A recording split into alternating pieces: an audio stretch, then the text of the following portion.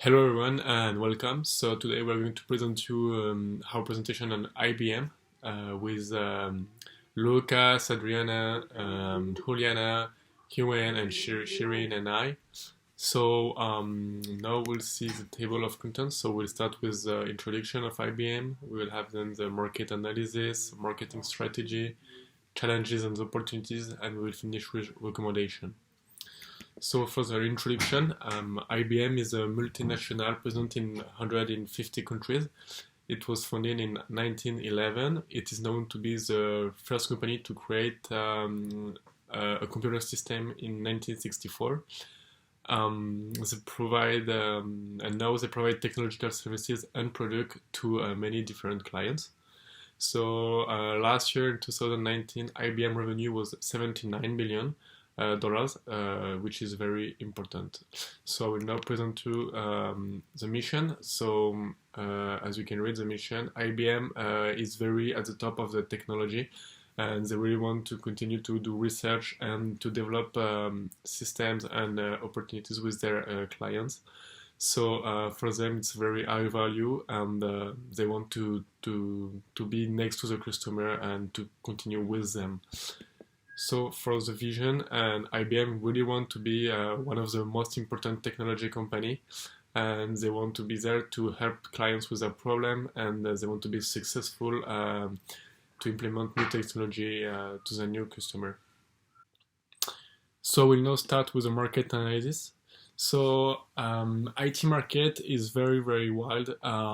In fact, the global information technology industry is $5.2 trillion, which is very huge.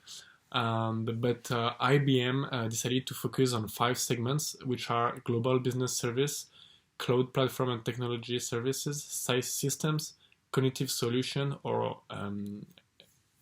and global financing. So with all the segments, they decided to very specify their product. And this product, IBM, they sell them to a very, very large kind of B2B company because, as we said in the introduction, from custom to restaurant, they need data, they need IT, and IBM is there to respond to them. So that's why they are very present in many, many companies. And at the end, IBM clients are the user because IBM design system, design server, design many things for the client. So IBM clients are the user. But on this sector, the competition is very, very hard. We all know some of these companies, they are very, very big. So for global business services, which is also like consulting, we can find like Accenture, Capgemini, Tata Consulting Services, Hewlett Packard, which is HP. And on software, we have like Oracle, Microsoft, SAP, Amazon, Salesforce, HP, and things like that. Even if they with Salesforce, they have a partnership. System technologies, it will be more against HP, Dell, Lenovo. For cognitive solutions, it will be MATLAB, HubSpot, Analytic, and other companies. And for the global financing, which is like helping the companies to financially to develop their IT support, because IBM is able to do that. They will deal with competitors like HP again, Oracle, Dell, and Fujitsu. So now I will let Adriana explain you about the suppliers and customers of IBM. IBM has a very, very broad range of customers all around the world. They divide their customers by different industries. So here are only a few of the industries that they work with. The first 4 are the industries that are most prominent. For example, the first one is the electronics and computer softwares, and they have customers like NetApp, Microsoft, Oracle, SAP, etc. They also have customers in the automobile and airlines industry, which are American Airlines, Daimler, Mitsubishi, and Delta Airlines. Another industry is the financial services or banking, and here we can find the BNP Paribas, Royal Bank of Scotland, Bank of America, JP Morgan, among others. And finally, another industry that is very important is the government. And they work very closely with the US government, the US Army, and the Marine. So, of course, they have other industries that they work with, for example, the energy and utilities, also the manufacturing, the telecommunication and media, and the healthcare, which are mostly hospitals. Now, the suppliers, IBM maintains a relationship of mutual commitment, especially when it comes to environmental and social responsibility. Here we can see the 2018 spending. IBM spent around 25.8 billion in 2018 with more than 13,000 suppliers in more than 100 countries. They divided their suppliers by region and category. In the region graph, we can see that most of their suppliers are located in North America and in Asia. And now looking at the graph of the category, the services in general accounts for 82% of the total spendings. And here are suppliers such as American Airlines, American Express, Apple, Cisco Systems, Oracle, Mitsubishi, Lenovo, SAP, Unicom Systems, Zebra Technologies, among others. And now for the remaining part of the suppliers, which are the production and logistics. And in these areas, they support hardware brands, operations, and the distribution. And some of the suppliers are DHL, FedEx, UPS, Broadcom, Fujifilm, Samsung, Supermicro Computers, etc. So now, Lucas and I, we're going to talk about the marketing strategies implemented by IBM, where we have to take into consideration first that IBM is one of the leaders in the technology industry, and second that since the main customers of IBM are other businesses, the main goal of the company is to ease and optimize their customers' operations and processes so that they are able to deliver and create more value for their end customers.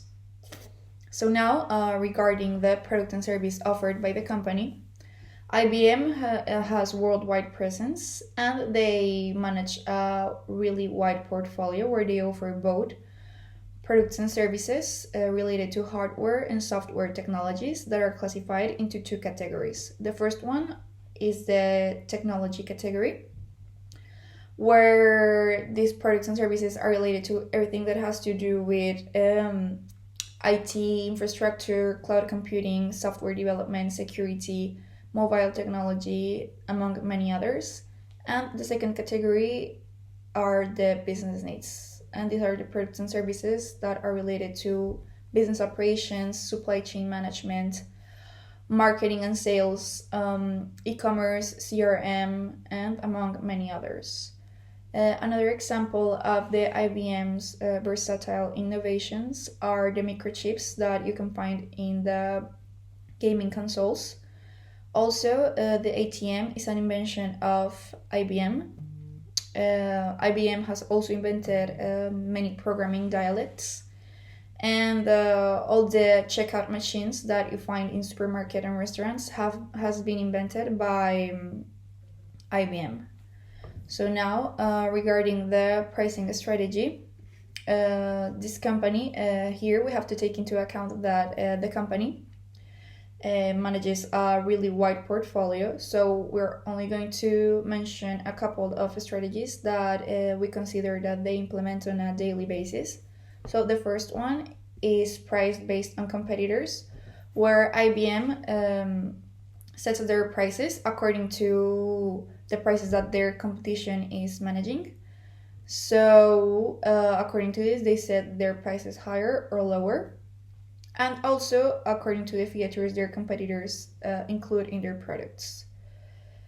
Second, they implement the product bundle pricing, where it is really interesting to see that since most of their competitors are other businesses, they buy in really large quantities. So it's eventually cheaper to buy in bundles rather than to buy in single items.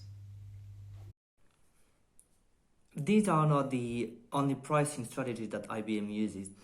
They also use market penetration pricing. Market penetration pricing is used when you want to enter a highly competitive market. In order to do that, you set up lower price compared to your competitors. In the situation of IBM, it's something they do mainly with the cloud services. IBM also uses value-based pricing. Value-based pricing is when the price is set up on the customer's perception of the value of the product. In this situation, they use it mainly with their customized business machines that they offer either to restaurants or to retail stores. The distribution strategy that IBM uses, it's really, really important, and they do it through multiple channels. Among them, there are the IBM subsidiaries and the website. There are the business partners, warranty service providers, and delivery service. Through the website, the customers can make the payments, they can view the different products and the different services and better select what fits their needs. They can also communicate with the employees of IBM via chat or phone.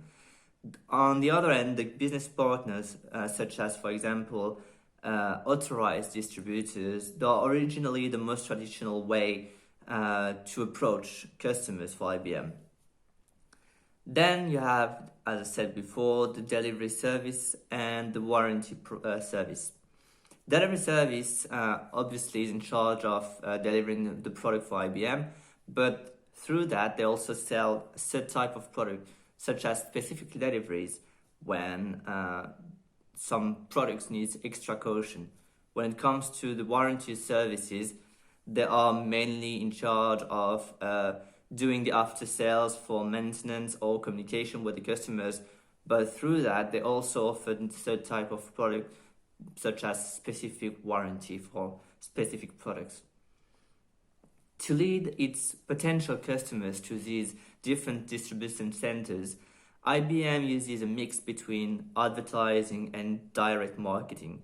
The advertising is mainly done with a mainstream product through mass communication, either via online or print media, as well as IBM website. On the other end, direct marketing is mostly done for new products with existing customers. How does it work? These customers are contacted when the product could potentially fit their need. An employee explain what are the different characteristics of the product, and if they are interested in it, they are redirected toward an IBM subsidiary to complete the payment and finalize the order.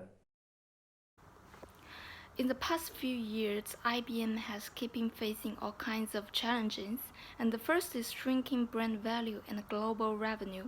IBM suffered a massive decline in its brand value from 2017 to 2019, dropping from 102 billion to 86 billion, and the global revenue declined gradually in the past 9 years from 106 billion to 77 billion.